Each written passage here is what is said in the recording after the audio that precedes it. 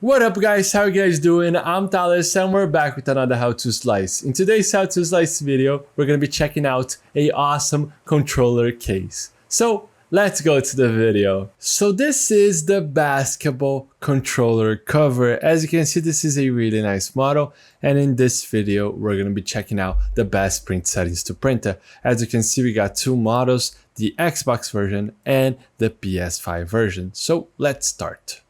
So both of these models can be printed with the same print settings. So let's start right here with the layer height. We're going to be printing this model at 0.16 millimeters to get a better quality print. Right here on vertical shelves, we're going to be leaving at 3 and printing with a 0% infill. Just so we can get, by printing at 0.0% infill with a 3 perimeter shell, there's gonna be some hollow parts, but most parts of this controller, it's going to be all covered because it's really thin, all of the parts from the controller. So this is quite nice.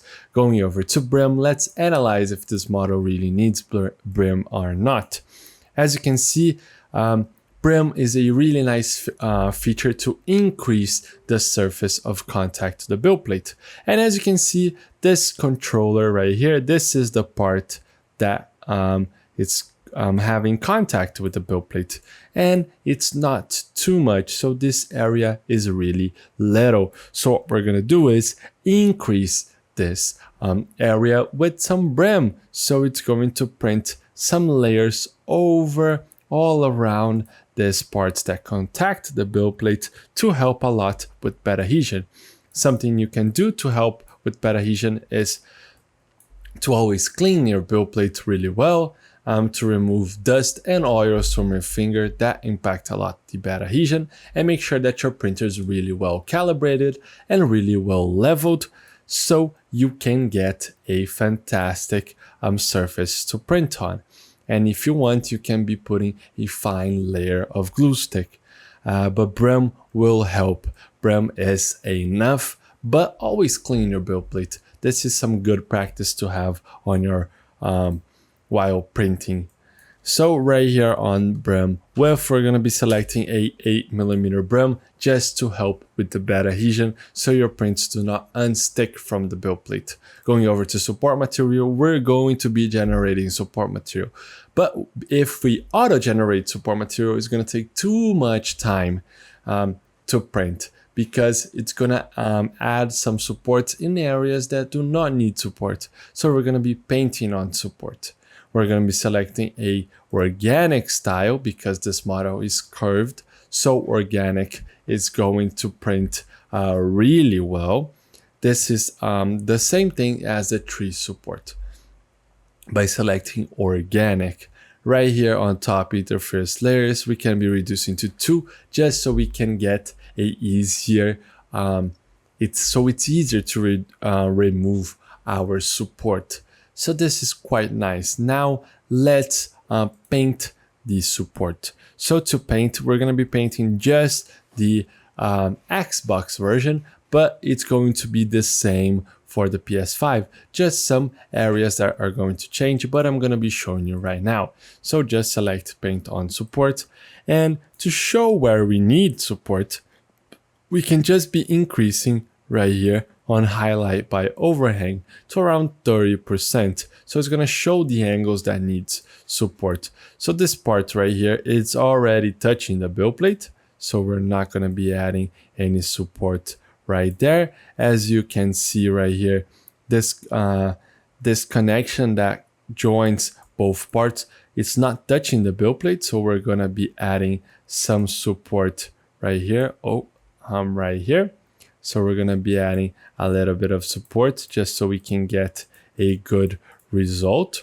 You can be auto-generating, but by doing this, you're going to get a good end result. Right here, I'm going to be adding just a little bit because it's not touching. It's better to always, if you don't know if you need support or not, I do recommend putting some support. It's better to be safe than sorry. Right here, this part are arcs, but it's better to add some support to get a good end result. So you can just paint a little bit. If you mess something up, you can just select Shift and erase. So hold Shift while you paint. So as you can see, you can just give it a scrub. Right here, this is an arc. This part is the interior of our support. It tends, just make sure that connectors right here, you can paint a little bit, because the supports are really important to get after you print to attach the parts. If the supports do not print really nicely, you're not gonna have a good joint to secure both models. So right here, this is the interior. No one's gonna see, but maybe you can be printing without.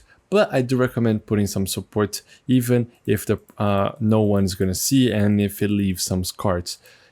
So yeah, I just increased the brush size so it's easier to paint. So you can just give one pass through right here and right here to get a good, really good print. What you can do is, I messed it up. Let's leave it at 30. Right here, just reduce the brush size and paint a little bit. I always recommend painting more. So if you are insecure, do I paint, do I not paint, add some paint. You're gonna be wasting, let's say, 10 grams of filament, but it's going to be all worth it. Right here on the top, I'm gonna be just erasing. It's not gonna change too much if you leave, but just to get a really clean part. Let's go over to the other part right here.